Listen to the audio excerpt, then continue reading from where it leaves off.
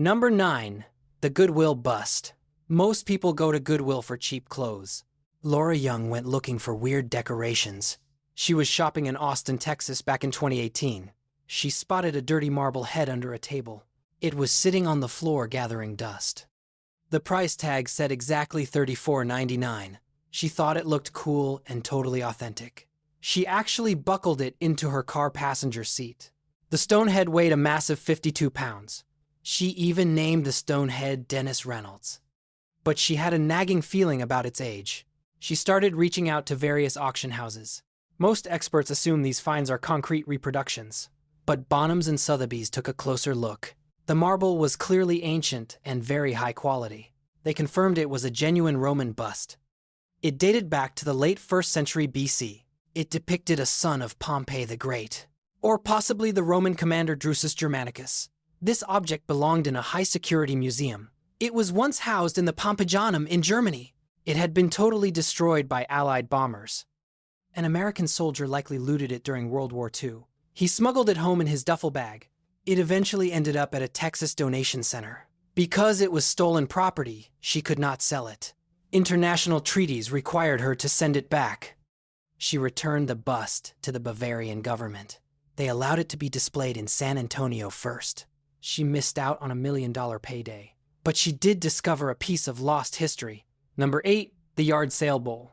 Yard sales are usually full of old junk. A man in Connecticut was browsing in 2020. He spotted a small white porcelain bowl. It had delicate blue floral patterns painted on it. He thought it would look nice in his house. The seller was asking for just $35. He didn't even try to haggle the price down.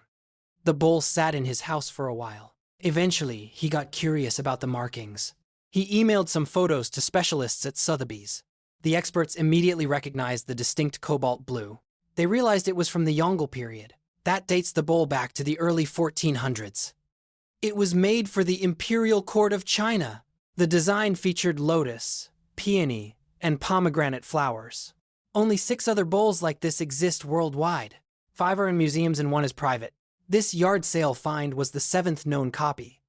The craftsmanship was considered perfect for that era. The porcelain felt smooth, like a hard wax. They put the bowl up for auction in New York. The pre-sale estimate was up to $500,000, but the bidding war pushed the price even higher.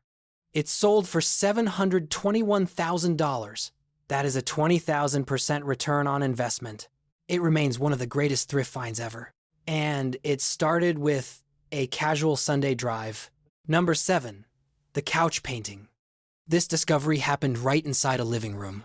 A family in Indiana had a nice floral painting. It depicted white magnolias on a gold cloth. They used it to cover a hole in the wall. It hung behind the sofa for many years. They assumed it was just a cheap reproduction print.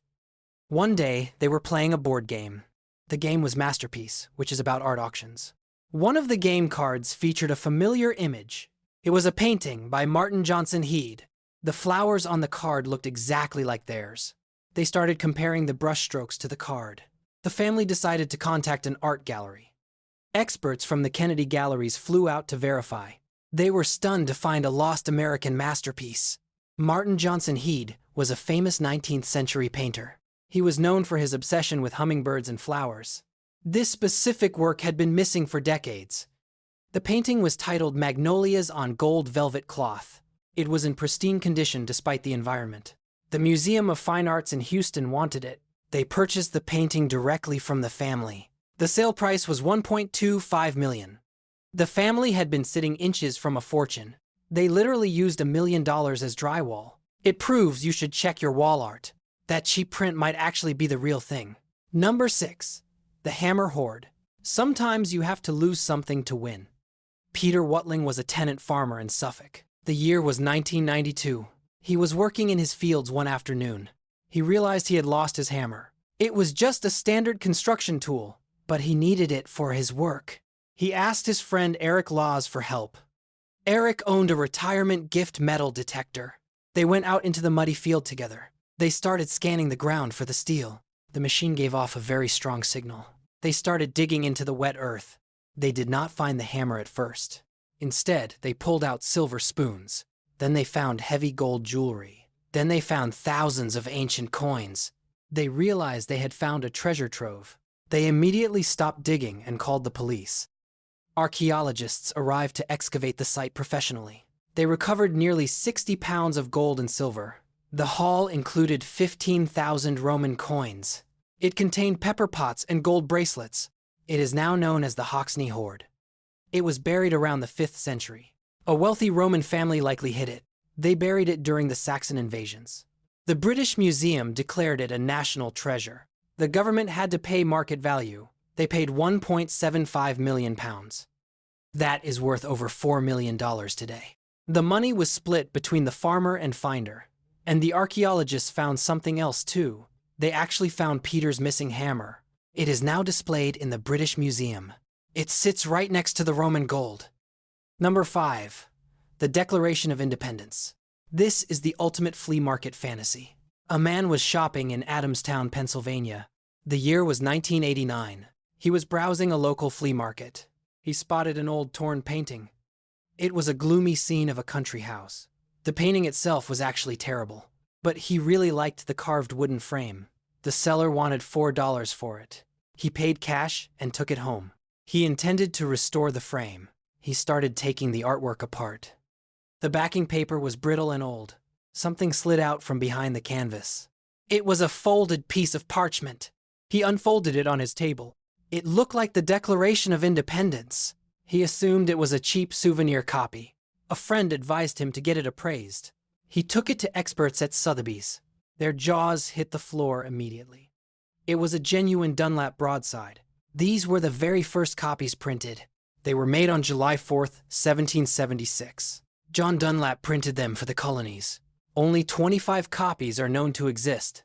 Most are in government archives or museums. This one had been hiding for centuries. He put it up for auction in 1991. It sold for $2.4 million. The buyer sold it later for $8 million. He turned $4 into a retirement fund. He never even fixed the picture frame. Number 4. The Kitchen Masterpiece. Some treasures are hidden in plain sight. Philomène Wolff lived in a town north of Paris. She was 90 years old in 2019. She had a small painting in her kitchen. It hung directly above her cooking hot plate. She made lunch under it every single day. Grease and cooking smoke hit it constantly. She thought it was just a religious icon. She assumed it was a cheap Russian artifact. Her family was preparing to sell her house. They called an auctioneer to value the furniture. The auctioneer spotted the small wooden panel. She immediately knew it was not junk. She sent it to art experts in Paris. They used infrared light to analyze it. The results shocked the entire art world. It was a work by the master Cimabue. He is considered the father of Western painting. He taught the famous artist Giotto. The panel was painted in the year 1280. It was titled Christ Mocked. It was part of a larger altarpiece. Only 2 other panels are known to exist. One is in London and one is in New York. This was the first discovery in decades. They put the panel up for auction. The estimated price was €6 million. But the bidding war was absolutely insane. It sold for nearly $27 million. It became the most expensive medieval painting ever. The old lady became a multimillionaire instantly. Sadly, she passed away 2 days later. But she left her heirs a massive fortune, all from a decoration in her kitchen. Number 3. The Scrap Metal Egg. This is the luckiest Google search in history. A scrap metal dealer in the American Midwest. He was looking for gold to melt down. He visited a bric-a-brac market in 2004. He spotted a shiny golden object on a table. It was a ridged gold egg on a stand. It had a small watch hidden inside it. He thought the gold value was decent. He paid $13,300. He planned to sell it to a refinery immediately. He expected to make a quick $500 profit. But the buyers all rejected the object. They told him he had overpaid for the scrap. The egg sat in his kitchen for years. He even considered melting it down himself. One night in 2012, he got frustrated. He typed the inscription into Google. The watch was signed Vacheron Constantin. An article from the Telegraph popped up. It described a lost Imperial Fabergé egg. The photo in the article looked identical. He started shaking and flew to London. He walked into the office of Wartsky Antiques. He showed them pictures of the egg on his stove. The experts nearly had a heart attack. It was the third imperial Easter egg. It was a gift from Tsar Alexander III. He gave it to his wife in 1887. The Bolsheviks had seized it during the revolution. It had been missing for over 90 years. The scrap dealer had saved it from the melting pot. He sold the egg to a private collector. The sale price was $33 million. He went from a scrap dealer to a tycoon. All because he didn't melt the gold. Number 2. The garage sale negatives. Rick Norsigian was a painter in Fresno. He went to a local garage sale in 2000. He was looking for an antique barber chair. Instead, he found a box of glass plates. They were old photographic negatives. They depicted dramatic nature scenes of Yosemite. The seller was asking for $70. Rick bargained him down to $45. He thought they were just cool, old photos. He stored the box under his pool table. It sat there gathering dust for 4 years. Eventually, he started looking at them closely. The composition looked incredibly familiar. They looked exactly like Ansel Adams' photos. Ansel Adams is the most famous nature photographer. Rick hired a team of experts to investigate. They brought in handwriting analysts for the envelopes. They even hired a meteorologist to study the clouds. They confirmed the snowdrifts matched 1920s weather. The experts concluded they were lost originals. They believed they were from a 1937 darkroom fire. Adams had lost thousands of negatives that year. Rick announced the discovery to the world. The valuation was absolutely astronomical. Beverly Hills appraisers valued them at $200 million. That is a massive return on $45. But the Ansel Adams estate was furious. They sued Rick and called him a fraud. The battle raged in court for years. They eventually settled for an undisclosed amount. Rick still made millions selling prints. He proved that treasure hunting requires a good eye and a very good lawyer. Number 1. The Fisherman's Pearl. This is the biggest hidden treasure of all time. A fisherman lived on Palawan Island. This is in the Philippines. He was out fishing during a storm in 2006. His anchor got stuck on the seafloor. He dove down to free the metal hook. He realized it was wedged in a giant clam. He wrestled with the clam to release the anchor. Inside the shell, he felt something massive. It was a gigantic, irregular pearl. He wrestled the object onto his small boat. Most people would run to the pawn shop, but he was a very superstitious man. He believed the pearl was a good luck charm. He slid it under his wooden bed.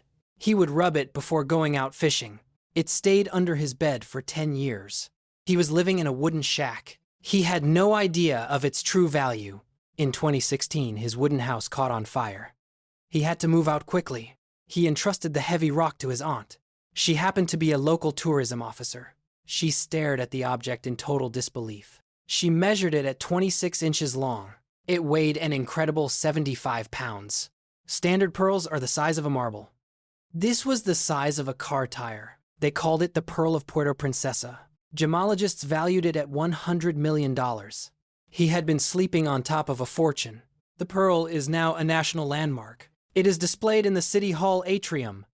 The fisherman received a massive reward. He never has to fish in a storm again. So what is the lesson here? You might be sitting on a gold mine. Check your attic and your basement. Look behind your old paintings. Don't ignore that ugly bowl. It might be worth millions. Or it might just be junk. But you never know until you look. If you enjoyed this list of lucky finds, make sure to subscribe to Exarchus Finance. We cover the crazy side of money. Thanks for watching and see you next time.